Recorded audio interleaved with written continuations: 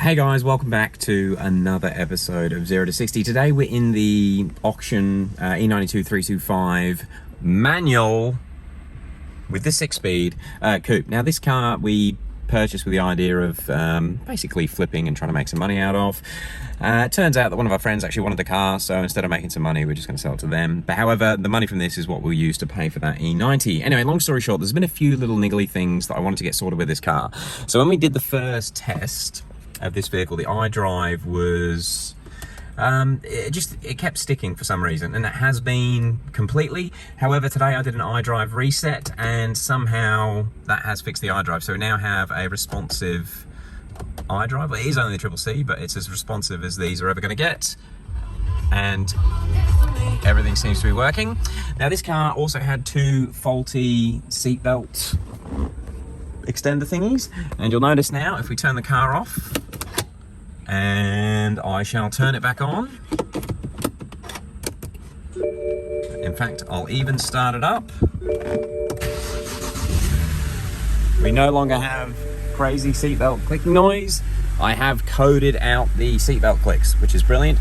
Now I've been having a bit of a play with NCS Expert to see if there's any coding options for the next problem. Now the last thing that I want to get fixed, as sort of a niggly little thing, is the indicator ticking. Now this car, for some reason, doesn't tick. You can see the indicator working, flashing on the seat over there, but we get no tick. We still get all the normal warning chimes, as you can hear them going off, but even hazard lights, no indicator ticking. So I want to try and get that fixed, and from what I've read, there is a speaker on the back of the instrument cluster. So let's get this cluster removed and we'll see if we can find that speaker and what the go is with it. And to get the cluster out, there's just two T10 Torx bits at the top there. Oh, sorry, just there. So I'll get that undone and disconnect it from the back. Alright guys, so we've got the cluster out there, and there's only one connector on the back of these E92 clusters, or E90 clusters, and from what I can tell, it's that speaker grill there, which is actually what's supposed to make the indicator noise. However, I've just had an idea. Instead of pulling this cluster apart right now, what I might do is go and get the cluster out of my E90 parts car, and I'll fit that cluster. Won't start the car or anything, but we'll just see if the indicator ticking sound works with that cluster, I think. Just in case it's something in the coding or something weird, although I couldn't find it. All right, let me grab the other cluster and we'll see if the other cluster ticks. Okay, so we have the E90 cluster. I'll plug it in and I'll actually film. I'm just gonna put you down for a second. I'll plug it in, I'll film turning it on because it's probably gonna activate a tamper dot, but I don't really mind. Sorry about the camera angle. Now let's turn it on, see if we get a tamper dot. Tamper dot went straight on, but we have a ticking sound. So that does confirm, oh, it's SOS light. That does confirm that it is the original cluster that's actually causing this ticking issue. So let's get it pulled apart and we'll see if we can see what speaker it is. Well, I'm very sorry, but you might pick up on it. Unfortunately, we didn't have the microphone turned on for pretty much the rest of this video, but try and walk you through what we were doing here. Now, I was just trying to show you that on this section of the cluster circuit board, this is the speaker. Yeah, I sort of got carried away. I didn't actually film taking the cluster apart, but I will film the next section. So what I'm going to do is swap the speaker from the E90 335 cluster, and I guess it's just going to be a matter of getting the other cluster taken apart. And I'll show you how to do that right now. Okay, so to get the cluster taken apart, you've got these four T10 Torx bits. They actually separate the front part of the cover or the case. Then you've got these 6 clips, and it'll actually remove all of the guts from the back of it just there. Now you've got to undo the 4 little, they're like locking tabs on the wiring connector, and then you can pry the needles off, which we have done here. Now, do recommend putting something on the gauges like I have done just there if it is sort of a sticky needle, but they do just pull off. Once you've got that front cover off, you've then got access to the motherboard right here. So just here, I just wanted to show you or have a closer look at the speaker. Now this cluster here is the 325 cluster, and I'm going to try and remove the 325 speaker first and swap it on to the 335. Actually, I might have got that back to front. This one is the 335 cluster. However, the speakers are interchangeable, even though they are slightly different. The 335 has a plus and minus on the front, where the 325 only shows a positive. And I also mentioned here that I have managed to find these as a aftermarket replacement item, so I will put a link down below on how to get one of these speakers, and they are relatively cheap, cheaper than a new cluster, that's for sure. This just here is me removing the speaker. Now we've got those 2 solder points that you can just see there, and all I've done is let the soldering iron get up to full temperature. This is quite a hot soldering iron. I think it's an 80-watt soldering iron from memory, and all I'm doing is applying pressure to each of the pins, and as heat comes into the solder joint, the pin would move down about 0.5 millimeter at a time.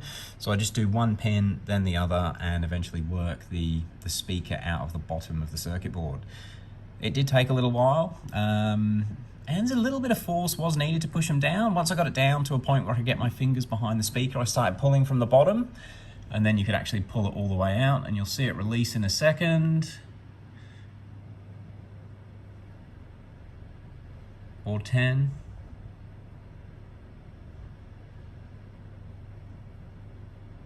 Maybe 20, but it does come out eventually.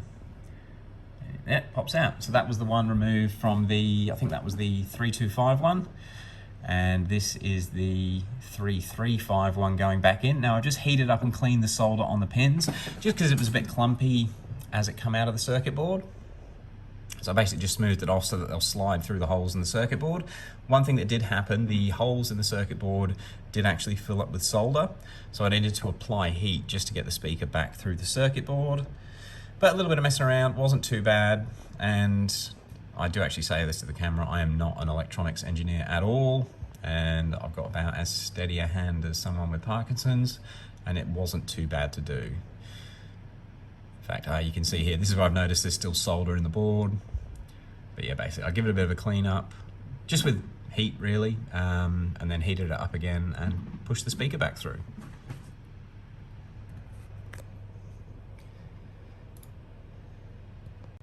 And I'll just play this in fast forward because it did take me quite some time, which you don't need to see everything.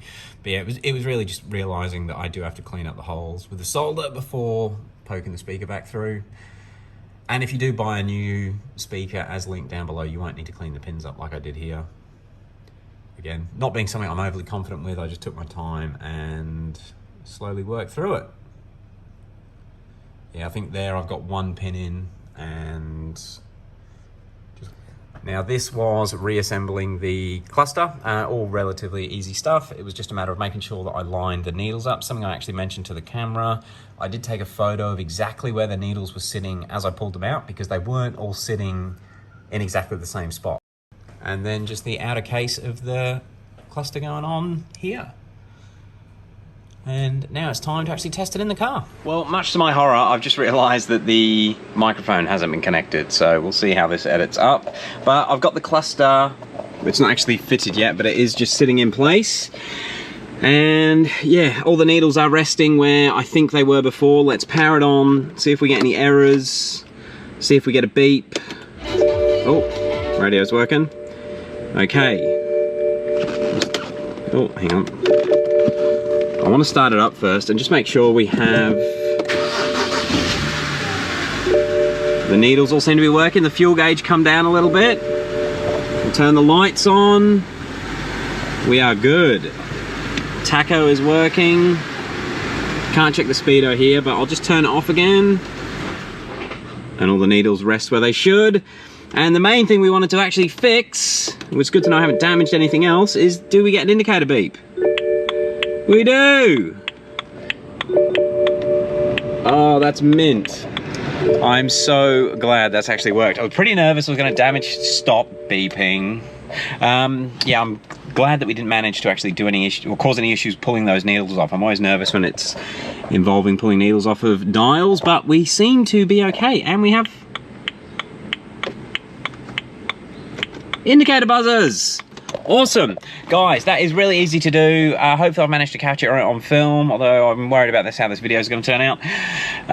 Yeah, I don't really have anything else to say. It is super easy. If you have an issue with your buzzer not working, grab one of the speakers from the link down below, unsolder your old one and solder it back on. The only thing I probably should have been a bit more careful is when I remove the needles.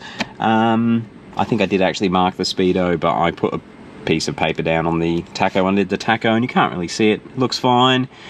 Everything's worked. That is amazing. I can't check cruise right now, but no, that's good. All right, guys, I'll end it off there. Thank you very much for watching, and we'll catch you on the next one.